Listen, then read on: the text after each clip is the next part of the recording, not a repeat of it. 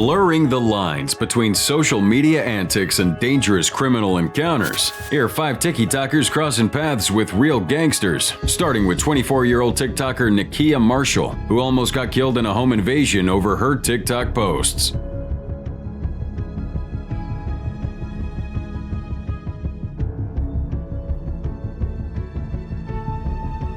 5:30 p.m. on May 20th, 2024. Nikia Marshall was sleeping on the sofa in her South Yorkshire home when all of a sudden she hears a loud bang. She wakes up and is confronted by 2 home invaders, both wearing balaclava masks and yielding crowbars. Nikia immediately jumps up and makes her way to the stairs, while her 2 8-year-old dogs follow behind her. However, before she could stride up to safety, one of them knocks her down with a violent punch. For context, 24-year-old Nikia Marshall is married to 37-year-old traveler Mike Marshall, whose cousin Paris Fury is the wife of heavyweight boxing legend Tyson Fury.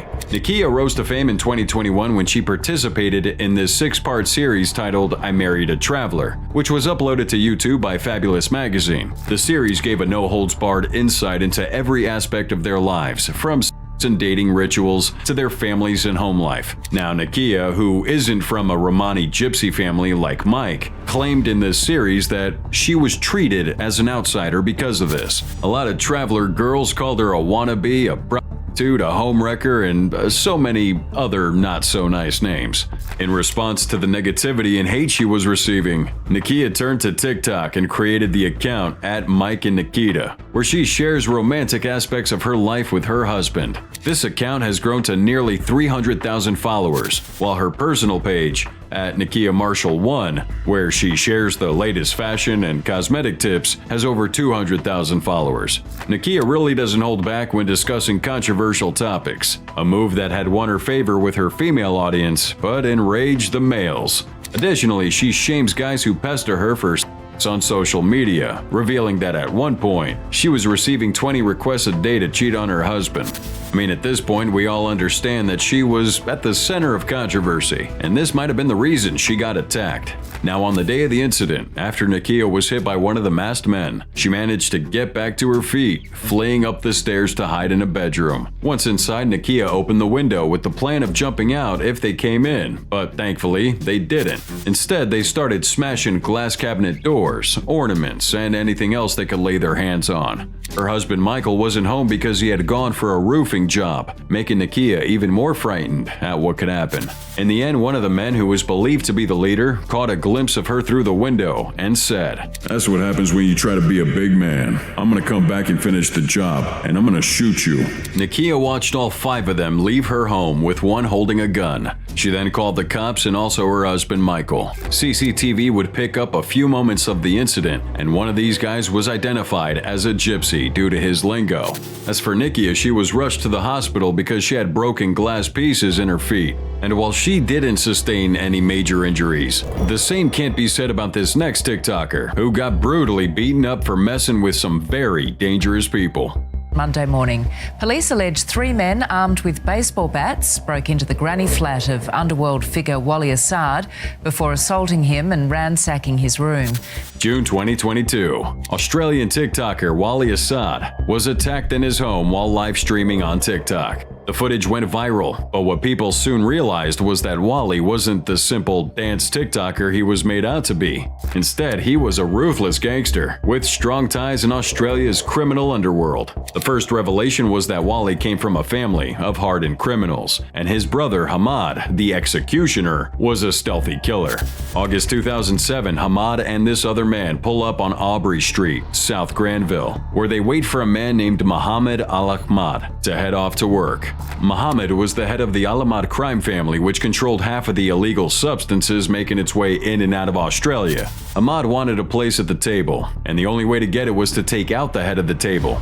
Now, as the businessman walked out of his house and onto the driveway to get into his BMW sedan, Ahmad launched a final attack, shooting him multiple times and killing him on the spot. Ahmad was later charged with first-degree murder and went to trial. But by some miracle, he wasn't found guilty. No one knows how he did it, and his lawyers managed to convince the jury that he was innocent. Everybody believed in their heart of hearts that Hamad was the killer. But anyways, escaping the four walls of prison on that occasion made Hamad a wanted man on the streets. For the next 8 years, he established himself as a well-known hitman in Sydney's criminal underworld while making high-profile connections.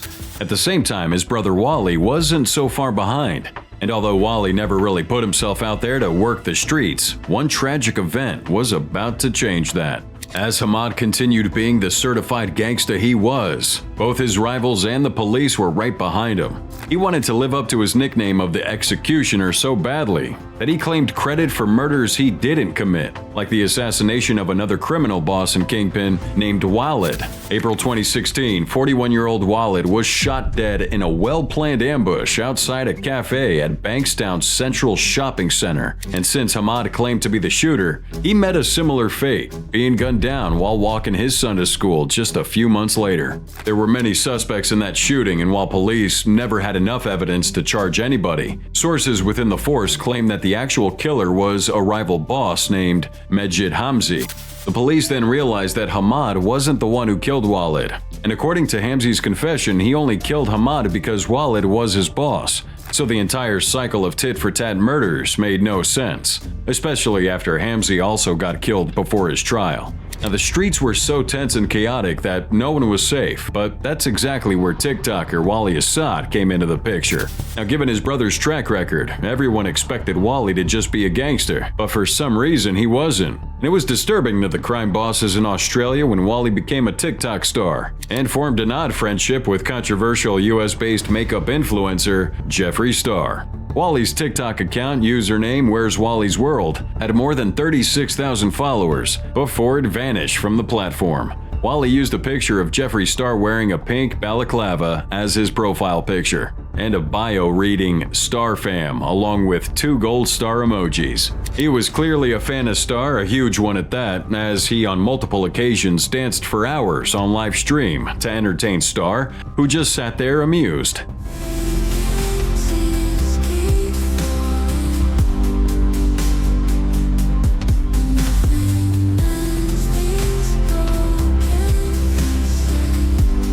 Now, their close relationship stunned Australia's hypermasculine criminal underworld, because the year his brother died, Wally had multiple run-ins with police and had been subjected to a firearms prohibition order. On top of that, he was rumored to have been involved in some shady deals involving narcotics. So essentially, he was a bona fide part of this criminal underworld. However, he was misrepresenting the fraternity with his actions on TikTok, and so he was paid a visit. July 2022. While on live stream with a former gangster and now TikToker Moody Tajour, Wally heard a knock at the door of his grandma's flat. But the moment he opened it, he was punched in the face and knocked to the floor unconscious. Tajour was visibly perplexed at what was going on, and so were the viewers. All he could really see was a view of his ceiling, but voices could be heard in the background demanding the location of his safe. After the live stream was cut off, Wally confirmed to have been robbed and beaten by these gang members, resulting in him being treated for a head laceration. He returned to social media the following day, still dazed, bruised, and wearing a neck brace, swearing revenge on his attackers. It was at this time that many rumored the attack to have been linked to his love for Jeffree Star, especially after it was discovered that Star gifted him TikTok diamonds worth over $40,000. And if you're scratching your head as to what a TikTok diamond is, well, users get to buy coins with real cash to exchange for diamonds that they can then gift to other users during live streams. And these diamonds can be cashed out through PayPal, so it really made people question just how close Star and Wally actually were for Star to give him such a huge amount of money. Now, we may never get to know the answer to that, but the attack on Wally didn't stop there. April 1st, 2024. 3 men armed with baseball bats go through the back of Wally's grandma's flat at around 4 a.m. in the morning, using a bin to jump the fence and head straight for the front door. They break in and assault Wally before ransacking the place and making their exit. Wally suffered serious injuries to the face and torso and was rushed to the hospital. One of these guys involved, a 23-year-old Australian, was arrested and charged with aggravated breaking and entering, committing a serious indictable offense causing actual bodily harm, and aggravated entering of a dwelling with the intent to steal. And as for Wally, he suddenly disappeared from the platform, and no one knows where he is right now. Same way no one knows exactly how Lebanese TikToker George Mubayed and a few other gang members got roped into one of the largest trafficking rings in the Middle East. 2023, a victim named Layan Talib was murdered and abandoned by the roadside in Lebanon. This case left many in shock, but barely a year later, another scandal of abuse hits the nation, and this time it involves some of the biggest social media influencers in the country. May 2024, Lebanese authorities launched this investigation of 20 to 30 individuals who use TikTok and Instagram to children into performing indecent acts. And in turn, these acts were sold on the dark web. Out of everyone suspected of being a part of this scandal, 9 of them were arrested, including TikTok influencer George Mubayed. Now, George here owns a hair salon called Hair Zone in Beirut's Sabti neighborhood. His content revolves around hair makeovers filmed here, but we'll get into that later. The big question that's probably on your mind right now is, how exactly did this gang use TikTok to lure minors? Well, to answer that question, we need to take a dive into TikTok statistics and really understand its massive impact in 2024 alone. I mean, it's not news that the app is the most popular amongst Gen Z demographics, but TikTok, which is owned by a Chinese company called ByteDance, has a staggering 1.67 billion monthly active users globally, according to research conducted by Demand Sage. This would rank 6th amongst the most popular social media platforms, and it's almost equally as popular with women than men, as 57% of the users are female. The majority of users are between the ages of 18 and 34, and more impressively, TikTok has also been tagged as the fastest growing app since its launch in 2016, with more research showing that it could reach 2 billion plus active users by 2027. Now, despite its popularity, its impact on mass culture, and the many small businesses and influencers who depend on it for sales and publicity, TikTok is really facing strong scrutiny from multiple leaders around the world. June 2020, the app was banned in India due to the political tension the country was having with China. Nepal also announced to ban TikTok in November 2023, and Pakistan has implemented a number of temporary bans since 2020. Everybody in the West thinks China's stealing their data, so it's been banned from government-issued phones in the UK, the US, Canada, and New Zealand. And even staff at the European Commission have also banned it. By April 2024, US President Joe Biden signed into law the Protecting Americans from Foreign Adversary Controlled Applications Act, citing national security concerns. Believe it or not, it was a blow to TikTok because the US has the most number of users globally, netting around 150 million. And this law effectively bans or mandates the sale of TikTok in the country. Now, it's kind of crazy, and it seems like TikTok may be going down just as fast as it came up, especially if the government keeps turning its back on them. And right now, Lebanon looks like it's heading for it. TikToker George Mubayed, username @hairzone700, was arrested after several children reported being sexually assaulted on camera by members of his predatory gang. Now, these children stated that they were being forced to partake in drug use at hotels and perform immoral acts. One victim, whose legal name was withheld, told authorities how he was groomed by the gang. According to his story, a few months after opening his TikTok account, the victim received a message from this anonymous account, occasionally calling itself The Agency. Now, the account explained that they recruited 15 to 16-year-olds to publish funny videos that would be monetized, promising them the money the videos would make. George here, using his now disabled account of over 400,000 followers, suggested that he'd cut the victim's hair on camera while also offering to do it for free and promising more exposure due to his following. Mubayed seemed adamant and pushy about that idea and then took the victim's number to schedule a date for the appointment. Now, initially, there wasn't any hint of anything predatory. However, that soon changed. After Mubayed uploaded the video with the victim began receiving flirtatious texts from random accounts and was approached by anonymous elderly men whose messages ranged from normal to borderline flirtatious. Some man offered to buy the teen a new phone and give $1,500 in cash if he agreed to meet him. And instead of meeting the teenager in the neighborhood at a restaurant or a coffee house, the man insisted on sending a taxi to take the teen to a private location. Well, the victim refused, and thank God, because that man was later confirmed to be just another member of this child trafficking gang.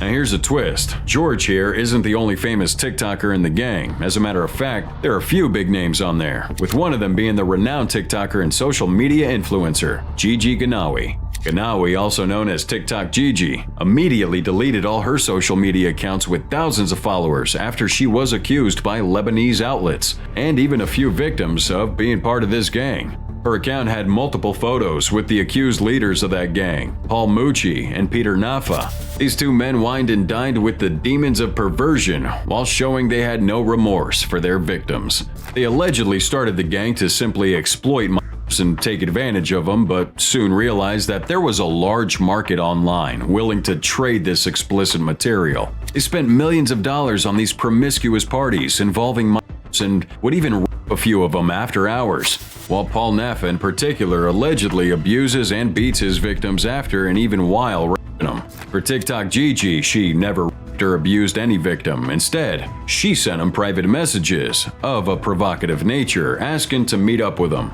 These victims were happy to meet up with her, but when they arrived at a scheduled location, they were met by gang members who exploited them. And after that exploitation, they used the victim's own video to blackmail them into making more. And this process also involved forcing that victim to use drugs and put them in life-threatening situations. As expected, these allegations have provoked outrage across Lebanon and the world at large, with many now calling for the ban of TikTok in the country. And we've seen countries go down this road. So, could similar restrictions on that app now follow in Lebanon? No one knows. But another question that the world's demanding answers for is how the heck did this next female TikToker get sexually assaulted by over 300 men in broad daylight? Let's get you the shocking story that came to light yesterday in Pakistan. Shocking videos of a social media influencer being assaulted by over 400 men. August 14th, 2021, a Pakistani woman and a group of about 6 youngsters were shooting a TikTok video at the Minar-e-Pakistan monument in Lahore City when they were joined by some gangsters who came around to tease her about the video. However, what seemed like a random time of fun spiraled into one of the most disgusting and depraved assault cases in the country's history. For context, Minar-e-Pakistan is a national monument in Lahore that basically recognizes the first official call for a separate independence from the Muslims of British India. And 7 years later, Pakistan was granted independence from these British Indians. August 14th was then set as Pakistan's Independence Day. Now fast forward to this modern day. Thousands of people flocked to this place to celebrate independence. But on this occasion, things turned out differently. The Pakistan TikToker apparently carried the flags of both Pakistan and India, and given the history between both nations, some say this was the motive that kick-started the assault. More and more men would approach her, and within the space of a few minutes, she was getting assaulted by hundreds of men. They tore her clothes, her, and threw her into the air as they each stretched to get a piece of her. Now here's where it gets worse. Seeing those mobs assaulting her, security guards of Minar-e-Pakistan Park opened the central gate to let her in for shelter. But as soon as she crossed over, her assailants broke through the gate while they continued to molest her. They would also shout profanities and beat up the youngsters with her. The crowd was so huge that people were scaling the enclosure and going towards her. People were pushing and pulling her to the extent that she was almost naked. Several people tried to help, but the crowd was too large, and they kept throwing her in the air. This mob snatched her phone, earrings, and all her jewelry. The ID card of a male friend and about 15,000 Indian rupees was also forcibly snatched away. The real shocker here is this whole thing went on for close to an hour, and yet no one came to her rescue. Not the police, not some good people, nobody. The only person who intervened was a man who thought it'd be cool to grab it on camera and spread it on social media. Now, this might be difficult to swallow, but it shouldn't come as a surprise given the record Pakistan has with cases of assault against women. You see, Pakistan's the 6th most dangerous country in the world for women, according to the Thomson Reuters Foundation. And get this, less than 3% of cases reported result in convictions. On top of that, the Prime Minister, Imran Khan, isn't helping matters. He's facing criticism for suggesting that the rise in rape and assault cases are due to how women dress and behave. According to one interview in June 2021, he said, and I quote, "If a woman is wearing very few clothes, it will have an impact on the men, unless they are robots. If you raise temptation in society to a point, and all these young boys have nowhere to go, it has a consequence in the society." Women fighting against violence in Pakistan's patriarchal system have also been attacked, abused, and falsely charged with blasphemy and vulgarity. Organizers of the Arat March, an annual event advocating for women's rights, have also faced harassment from religious groups and even the Pakistani police. One female student at the National College of Arts in Lahore, the same city where the TikToker was assaulted, said that women in Pakistan live in fear of being or assaulted and then blamed for the attacks. Going out for work has become an extreme sport because they're never sure of being safe. Let's go back to this poor girl. She wasn't wearing anything provocative, and after that attack, the footage brought a wave of disgust from the international community. Activists, politicians, celebrities, Amnesty International, and people across Pakistan expressed their anger over the assault. It was so puzzling that such could still happen in the 21st century. But hey, some of these people were identified through CCTV, eyewitness accounts, and the viral video. The case isn't over, but the damage can't be undone. Yeah, it's on my face, I need water. I can't see! I don't know what it is. She can't breathe. She can't see. Oh yeah, I can't breathe. That was the moment 32-year-old Australian TikToker Jenny Alhassan was sprayed with acid by gang members when she live-streamed in public. Around 11 p.m. on April 15, 2022, Jenny began her live stream in Sydney with her sister. They were taking a walk around the old town in Haymarket when one user with a fake account requested to know her location. Then this user also questioned why she was wearing sunglasses around midnight and demanded she take them off.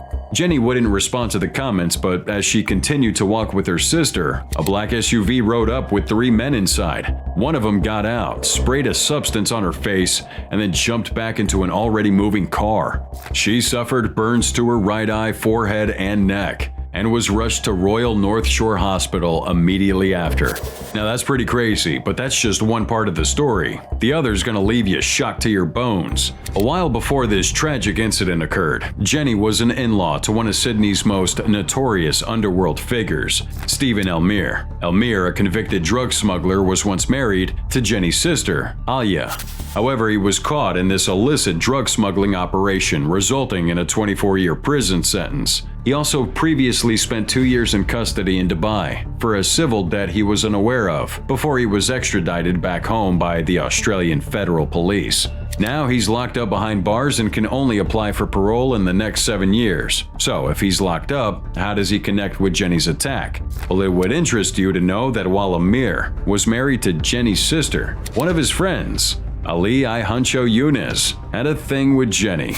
The two were so close that Yunus reportedly splashed a whopping $200,000 into helping Jenny establish her TikTok fame. But once she got that fame, their relationship crashed. Yunus would have ties with the dangerous Alameddine family, leading cops to believe that he had a hand in that attack. And it wasn't just because of his connection to that family that made him a suspect. Before Jenny was attacked, she uploaded a TikTok video taunting an unknown person who had threatened her.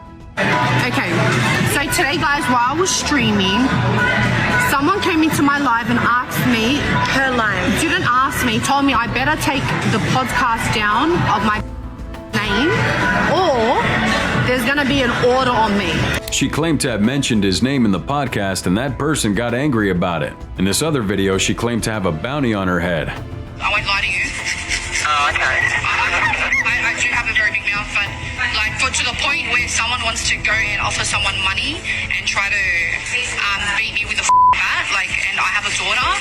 And adding more mystery to the already twisted tale, she posted a clip containing a recording of her speaking to a police officer who confirmed people were after her and she needed to stay in public places for her safety. Now fast forward to the aftermath of the attack. Jenny rushed into a building, begging for water to be poured onto her face and for staff to perform CPR on her. She would upload the video showing the injuries sustained to the face, but when cops questioned her about that attack, she refused to cooperate.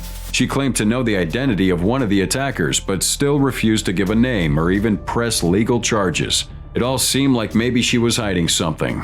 But just like what happened to Jenny, TikToker Samet Karasulu was beaten and thrown to the ground by a man alleged to be part of a gang. And just like the previous case, it occurred in Sydney.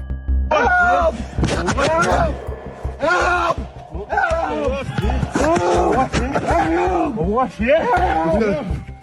Let's go. From that video, Samed could be heard yelling for help as this unknown man wearing all black grabs his shirt from behind and yanks him all over the place. The man then stands over the TikToker at one point, punching him multiple times as he repeats the words, "My wife, yeah?" Mr. Karasulu continued calling for help before the man pushed him into a fence. Another man recording the assault convinced the attacker to let him be as they fled the scene. This man was rushed by paramedics to Royal North Shore. He would share the cuts and bruises on his face to TikTok the following day, while claiming both men stole his phone during the attack. And before this attack, Karasulu occasionally posted random stuff to his TikTok account with over 10,000 followers. But a few days before he was attacked, he posted this video claiming he had just called the police to his house after getting attacked on a separate occasion. At this point, all we can really say is TikTokers have their good days and bad. Let's just say that some have worse days than others, right?